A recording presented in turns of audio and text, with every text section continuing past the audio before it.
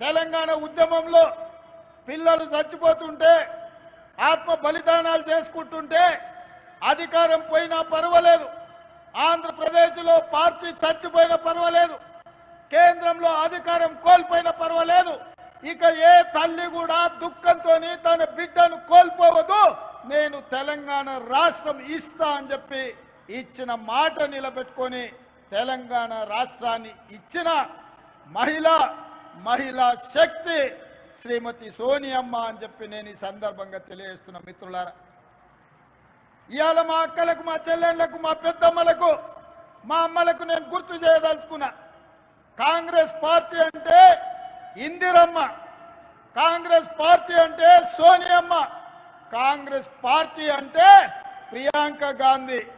మరి ఇవాళ కాంగ్రెస్ పార్టీని నడుపుతున్నదే మహిళా శక్తి. మన నాయకురాళ్ళు ఒక మహిళా నాయకత్వంలో మేము పనిచేస్తున్నాము అంటే మేము గర్వంగా గొప్పగా చెప్పుకుంటున్నాం మా నాయకురాలు సోనియా గాంధీ అని. అందుకే వచ్చిన తెలంగాణ రాష్ట్రంలో 10 సంవత్సరాలు ఏ ఆడబిడ్డను పట్టించుకోలే, ఏ ఆడబిడ్డను కలవలే. ఆనాటి ముఖ్యమంత్రి ఆడబిడ్డలు ఎట్లున్నారని అడగలే, మహాలక్ష్మి గ్రూపుల పరిస్థితి చూడలే, మీకు పావులా వడ్డీ ఇయ్యలేదు, సున్నాకు వడ్డీ గురించి మాట్లాడలేదు.